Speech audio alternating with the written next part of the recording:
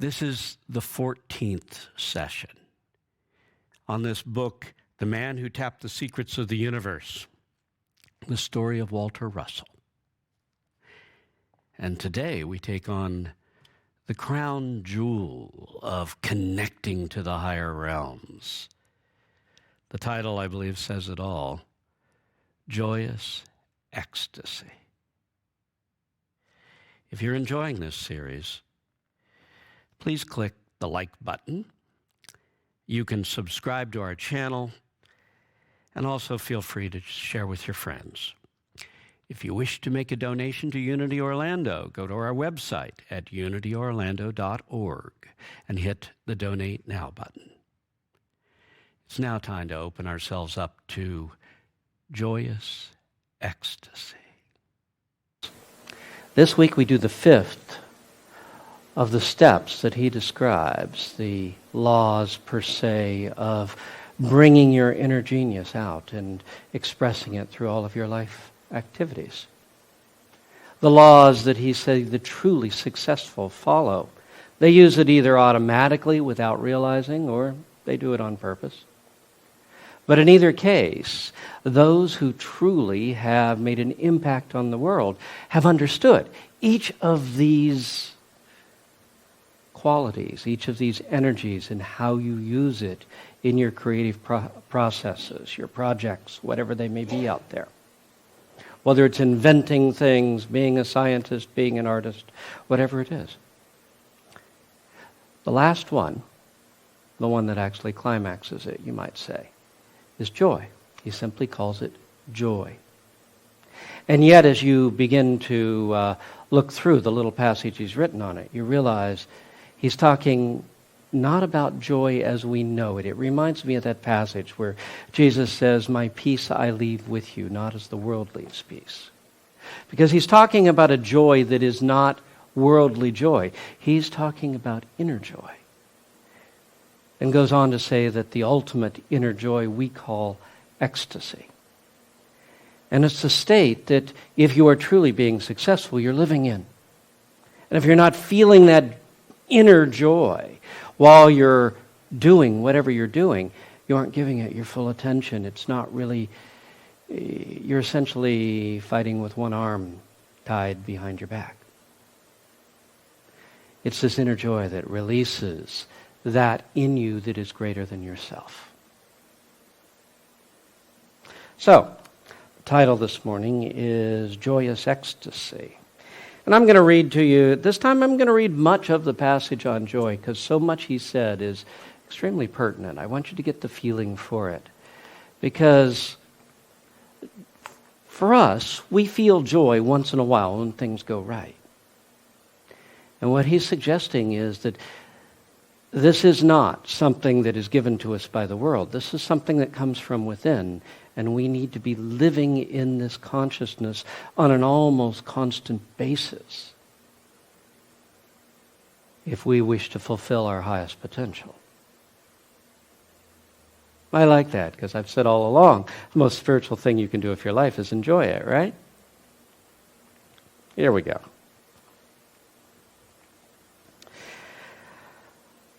I tell you that the compensating principle of balance, which reloads you with new thought energy after you have expended all in some creation, lies in those very simple qualities of consciousness which we know by the names of joy, happiness, enthusiasm, inspiration, intuition, effervescence, and by that climaxing word of all words, ecstasy. How simple it is to know that the joy of an achievement recharges you with a balancing energy for the next achievement. If you have no joy or happiness in your work, finding it to be drudgery instead, you will fatigue from the devitalizing discharge of energy which caused the achievement. As the years go by, your mind becomes dull from its constant devitalizing draining of energy, and the body disintegrates prematurely. At the period which should begin an ascent of greater vitality. I like this guy. He thought you got more vital as you got older. Being 60 years of age, I'm really into this right now. As the years go by, your mind becomes dull from its constant devitalizing, draining energy, and the body disintegrates prematurely. At a period which should begin an ascent of greater vitality, you've become a walking dead man. He's lurid in his imaging here, isn't he?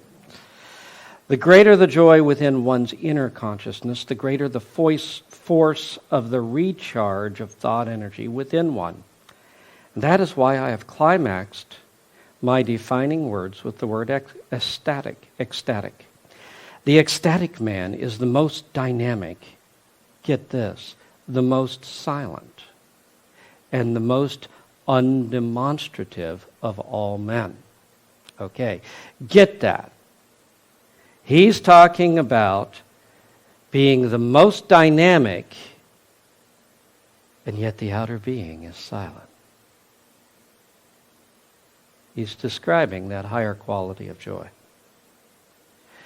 The great composers, sculptors, painters, inventors, and planners of all time were in such an... wait a second. By ecstatic, I mean that rare mental condition which makes an inspired man so supremely happy in his mental concentration that he is practically unaware of everything which goes on around him, extraneous to his purpose, but is keenly and vitally aware of everything pertaining to his purpose. The great composers, sculptors, painters, inventors, and planners of all time were in such an ecstatic condition during their intensive creating hours that the million petty trivialities which short-circuit the energy and waste the time of most men never found an opportunity for even entering their consciousness. From this high mental state of ecstasy down to the simple state of what we just call happiness or enthusiasm, you can construct a thought power pressure gauge in which you can see the pressure rise or fall. By ecstasy, I mean inner joyousness. And by inner joyousness, I mean those inspirational fires which burn within the consciousness of great geniuses. Fires which give them an inconquerable vitality of spirit which breaks down all barriers as wheat bends before the wind. He who cultivates that quiet, unobtrusive ecstasy of inner joyousness can scale any height and be a leader in his field, no matter what that field is.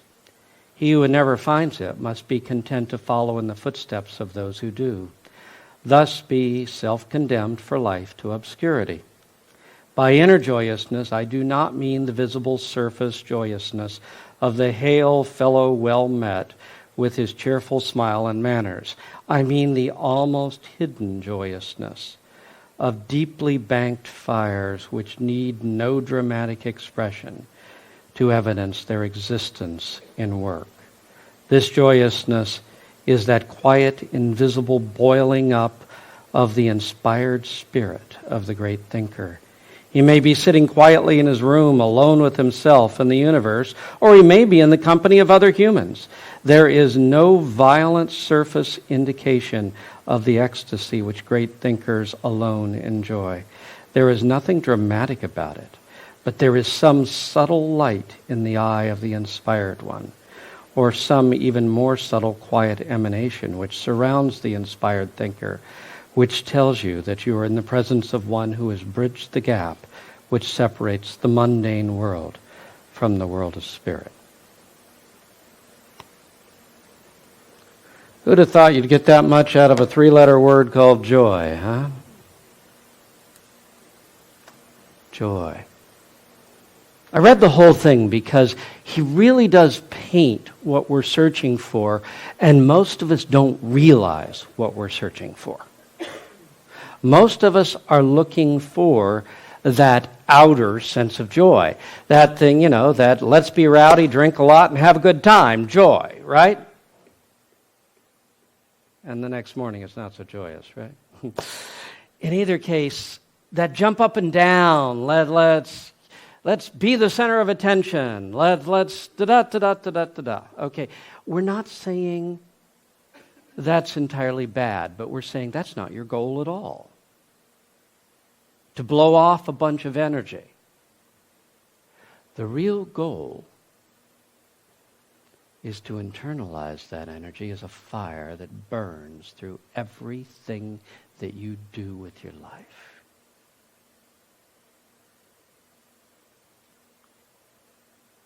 Like so many other things, we think that joy comes from out here, from in the world around us.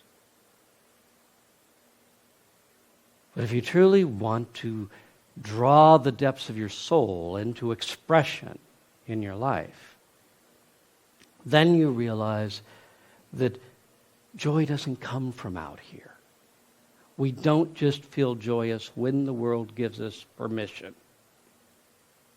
When the world says, yep, made things go right for you, enjoy it while you got it, it won't last long. No, it's a quiet sense of well-being that starts. It starts simply as well-being.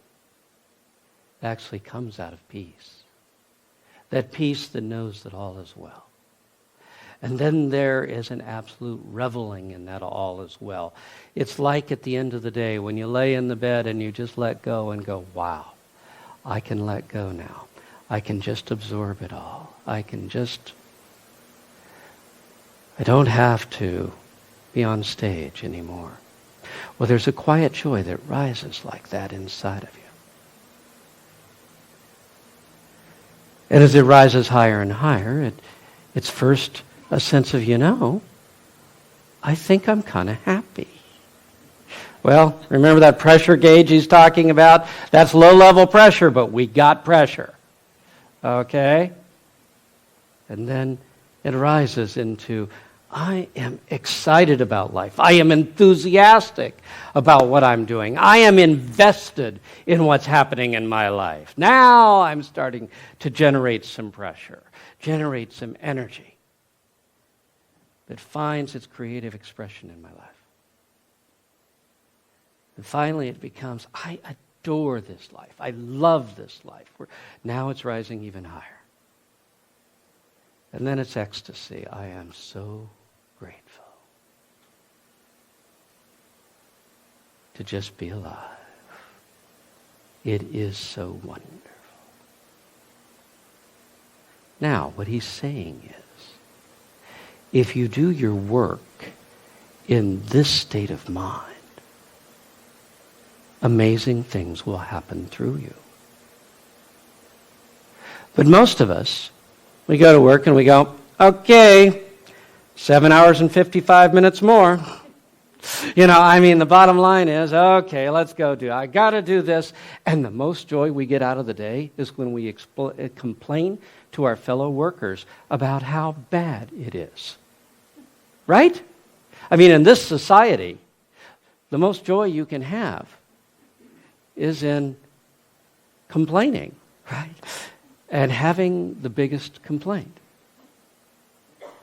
Unfortunately, that creates extremely mediocre results in one's life. If we can move into the state of absolute joyousness and do whatever we're doing, loving doing it, we'll begin to work miracles. Things will start to happen in an amazing way. If you love driving, you'll feel the flow of flowing through traffic and you're having a good time. You'll settle down instead of pushing. You'll just settle down and just kind of flow through traffic. You'll get there a lot faster than if you push. I know this for a fact because I'm a pusher.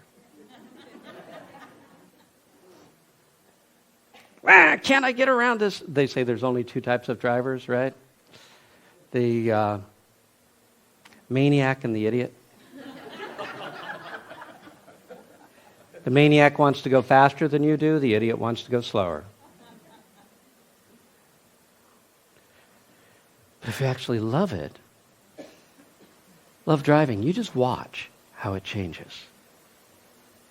You can appear not to push at all and get there in considerably less time. And the same thing happens in every other endeavor that we take on. If we can love it, Spirit flows. We're in the flow. Things begin to happen.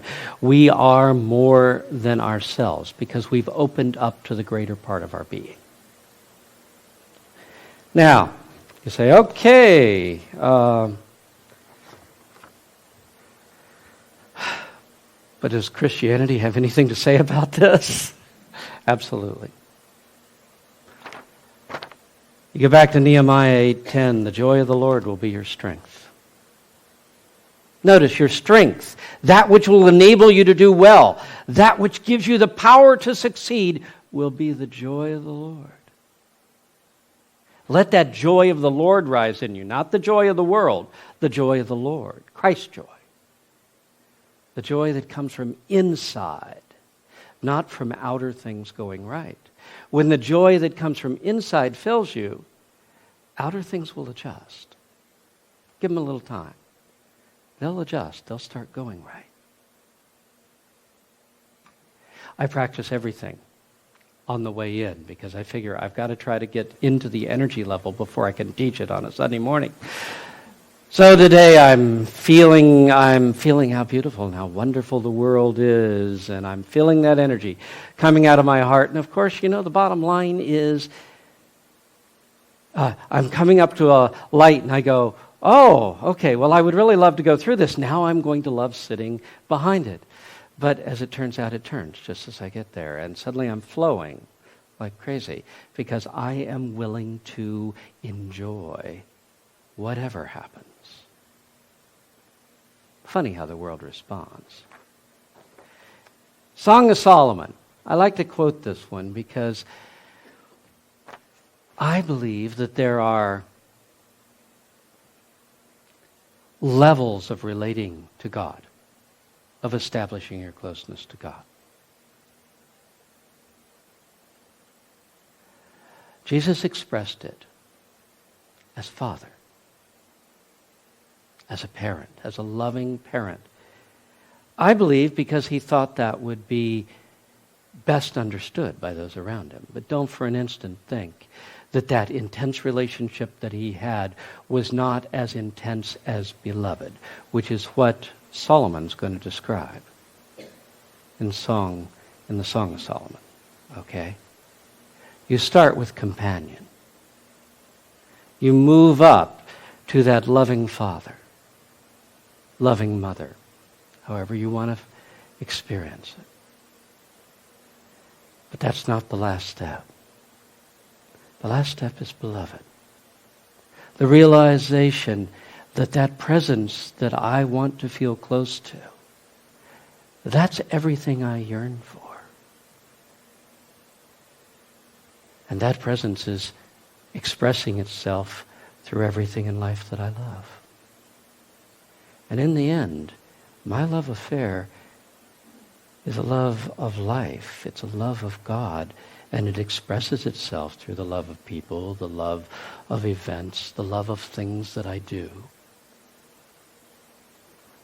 the love of study, the love of the beauty of nature. But it's all a love affair with the beloved.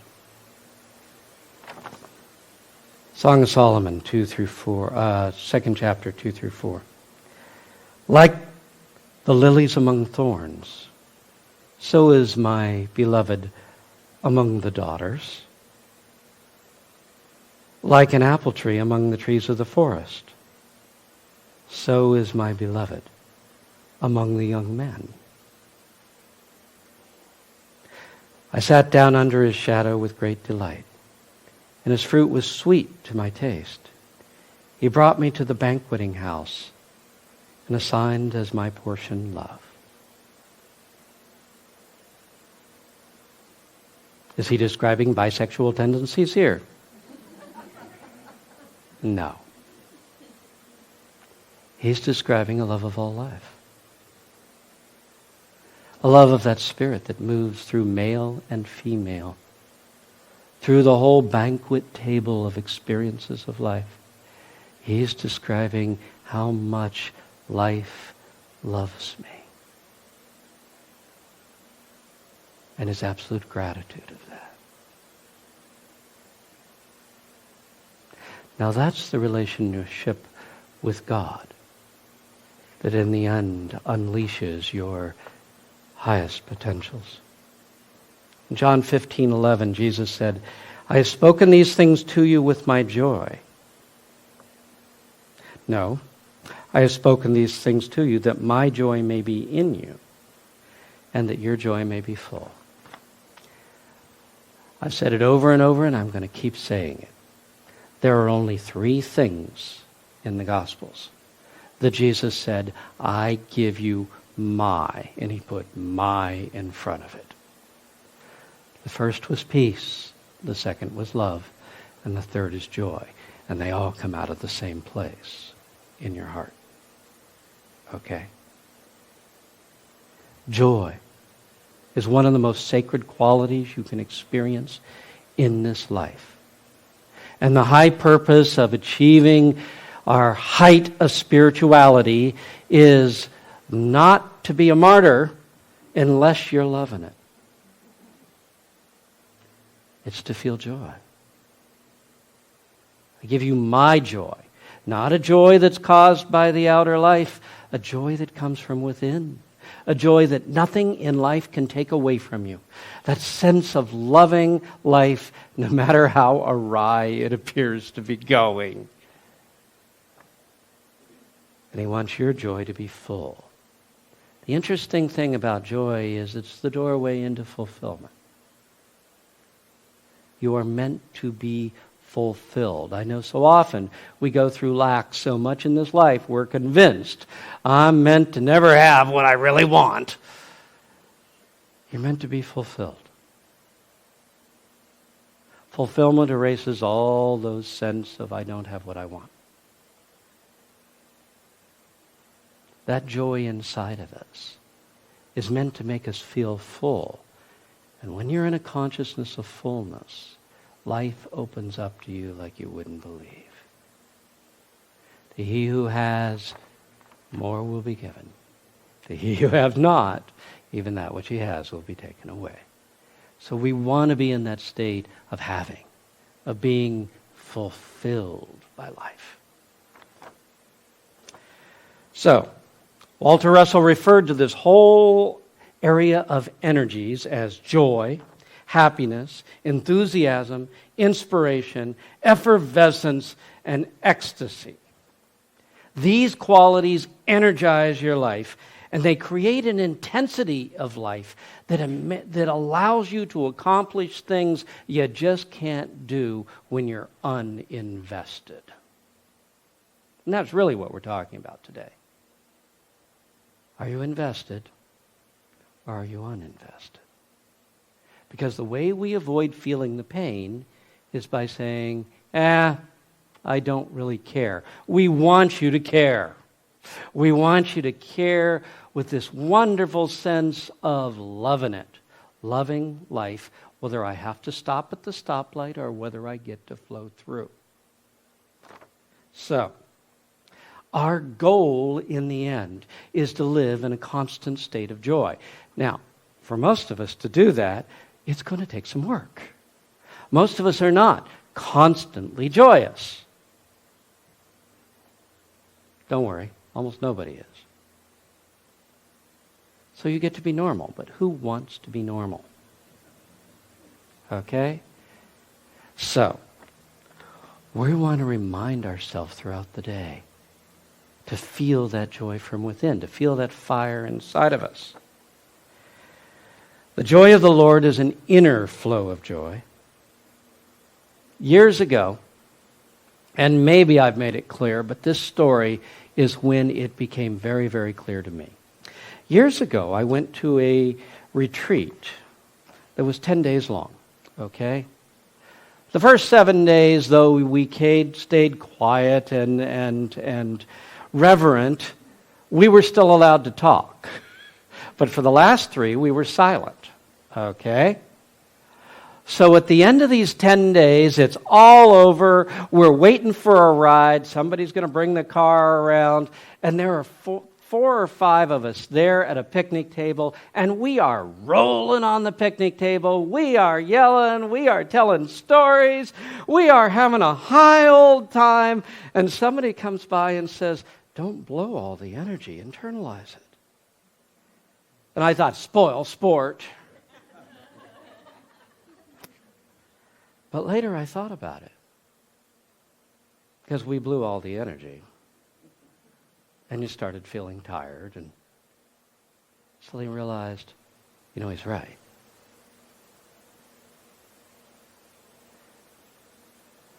The joy you want isn't jumping up and down. It's feeling a fullness inside.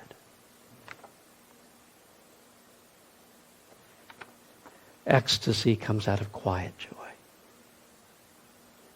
not the loud stuff. So what we want to be able to do is to learn to generate joy and enthusiasm in whatever we do. Can you go to work and generate enthusiasm? We've trained ourselves to be as little conscious as possible while we're at work. And then when we finally do something we want to do, we'll try to up our awareness again. Right? Subtly, this is what we often do. You don't want to do something? Tune it out. Go through it with as little energy as possible. And what's being said here is, don't do that. Go through it with as much energy as possible. So, how do you generate joy? May take some work. There was a time in my life where I worked with detachment, which is in its own way is a spiritual quality. And it's kind of like alcohol. A little tiny drink of, a little drink of wine a day will keep your liver in good shape. A lot of it will kill it, right? And so it is with detachment. Knowing how to detach from negativity is exceedingly important. Learning to detach from life, period, can in the end be destructive. At one point I figured, hey, this is how people die. They just fade away, right? They just become less and less invested in life. They become a walking dead man, as Walter Russell said in his passage. And so I've told it over and over, but I never get over it. So I went to see this wonderful psychic who could heal me, and when he was done, he said, well, I can't do anything for you. You need more joy. And I thought, tell me something I don't know. But I spent 2 years working on joy. I'm a slow learner. Learning how to generate it on command. Learning how to simply realize it's in here, you just open the door. You just open the door. So, we're going to do that today. We got to have a little bit of fun, right? I'm talking at you, but now we got to do some fun. Because I said we would. Peter Pan. Remember how he flew? He had to remember his happy thought. If he could remember his happy thought, he could fly. You know how much truth there is in that. So what's your happy thought? What is your happy thought? What makes you feel really happy? I thought about this last night. I had plenty of time. You don't. I went through several things. And finally I realized, 2 years ago when I climbed East Spanish Peak, I think it was only a year and a half ago. I don't know. Whenever it was. At the top, the boys and I made it to the top. My stepson and my son-in-law wannabe and I made it to the top. And we're standing up there. And I realized I could not contain the joy that I felt just looking out at the whole world below. There's something about height that makes me almost giddy. So I thought last night, when I finally got there, I went, that's my happy thought. I'm going to remember that, looking out. Because the reason that's my happy thought is it wasn't because things went right. I had no logical reason why I ought to feel that joyous. I just did. So what's your happy thought? What's a time you remember when you felt really joyous? I want you to close your eyes and think about it. Feel how joyous it is. Remember that time. Remember that joy. Move into your chest, into your heart area. And feel that joy. This is what you need if you want to fly. If flying means doing well at work, if it means doing well in your relationship, if it means enjoying life, period, whatever you're doing. This is where it starts. Right here. Feel the joy.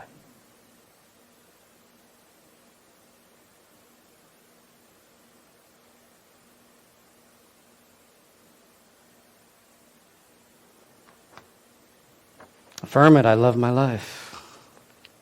Together. I love my life. Now what we're going to want to do is we're going to learn to generate this energy when we're tired, because that's when you need it most. When life gets dreary or too filled with responsibility, it's time to go back to this, to your happy thought, right? To this energy. And before you do anything you want to do well, you definitely want to feel this energy in your heart. So, quickly, 7 ways to generate inner joy. The first is super awareness. Do it right now. Become extremely aware of the world around you. Most of the time we're walking around in this absolute oblivion. There are gorgeous colors that we are sort of bypassing. Look at that blue up there on the background. Have you ever noticed the modeling in the walls? You realize there are beautiful people around you. There's a smell in the air. There's a feeling of fall. Be aware of it all right now. If you become extremely aware, the sense of joy of life rises. 2 is creativity. Be creative in your work and responsibilities. Make your projects fun. Whatever you're doing, turn it into a game. And make sure you're doing something creative every day. And creativity could be almost anything. Feel love. The way you generate this energy when things aren't going well, you start thinking of those people you do love very dearly. Remember, do it right now. Think of the people you love.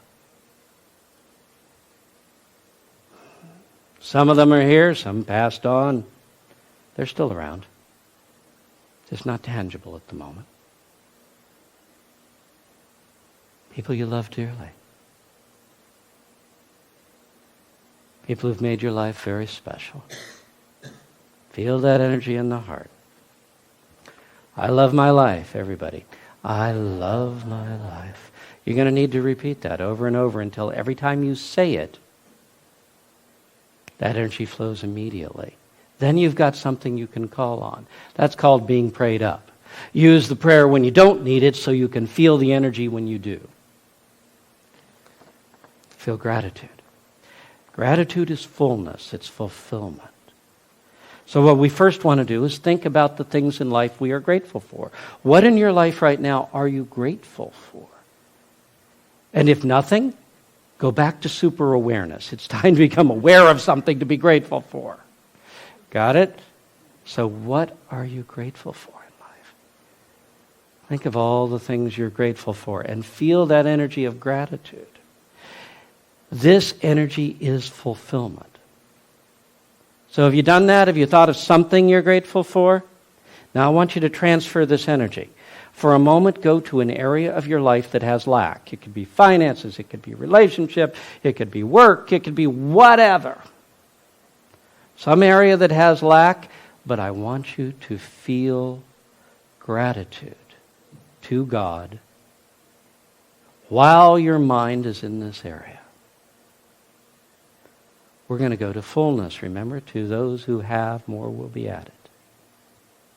Gratitude is how you feel the fullness. Tolerance through emphasis. Remember, he said there are a billion things that can distract your energy and drain it. All the little things we hate. All the little things that irritate the tar out of us. He said, the genius pays them no mind because he's so emphatically joyous about what he's got his attention on. So, whatever the world gives us, hey, let it pass. If it gives you a stoplight, I'm going to stop. But I'm going to continue to emphasize the joy in my life. Think of all the good things. See the beauty. What is it? Emphasize the good, the beauty, the order, the lesson, whatever it is you have to look at. If you're in the midst of a challenge and it's really rough, look at the lesson, the fact that you are growing and expanding, and feel gratitude for the growth. And feel tolerance for everything else. If you're resistant, resist it. It'll drain you, and you'll take a step back.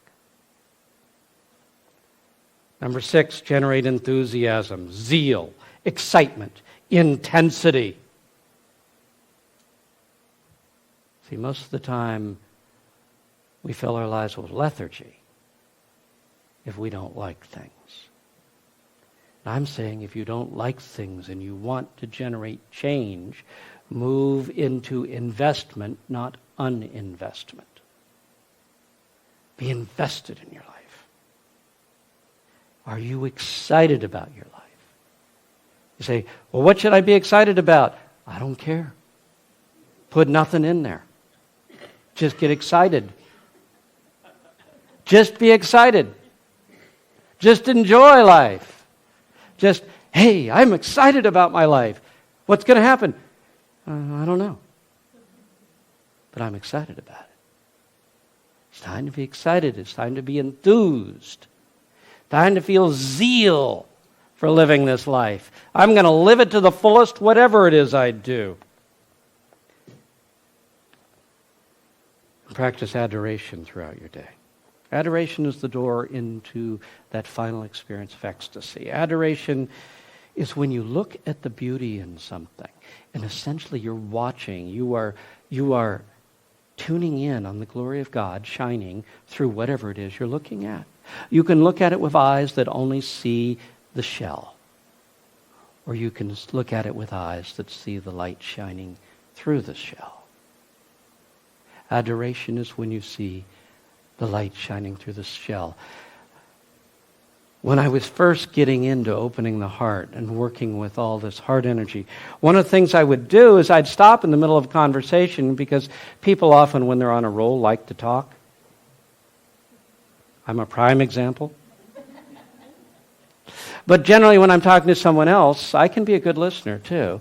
And they would get going, and periodically I would stop, let my eyes blur as I simply saw their eyes and felt the beauty of who they were and would absolutely just adore it for a few moments. I could generally catch up on the conversation later. I could tune back in and not have missed much. It was such a joy. It raises the energy so much. Adore the tree. Adore people. Adore the sky or the sunset. Adore a building. Or adore the order that you see in the way things are unfolding. adore the presence of God shining through life. If you're in that state, you're in ecstasy. And life truly is a joy. No one can take it away. So let's close our eyes for a moment and do that. God, my beloved, shining through life. God is within me.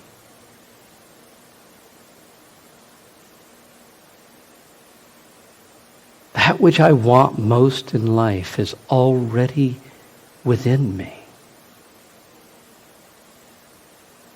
And then it's all around me, flirting with me as the beauty in every human being I meet. Gorgeous colors and forms of nature.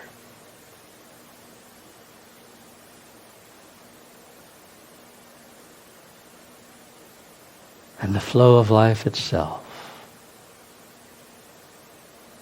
My beloved. The glory of life. Shines in all things. And I go forth into my life with a heart wide open, knowing the very Spirit of God is moving through me in all that I do. Thank you, God. Amen.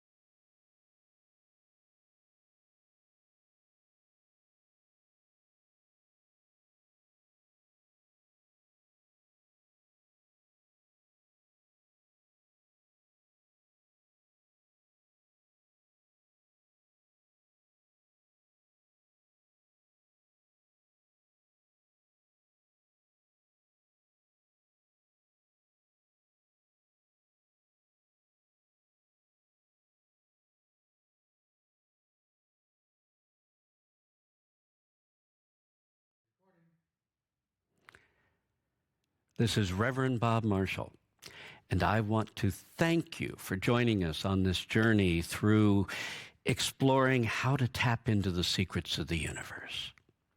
I also want to thank Brian Eitmeyer, who provided the music for our program.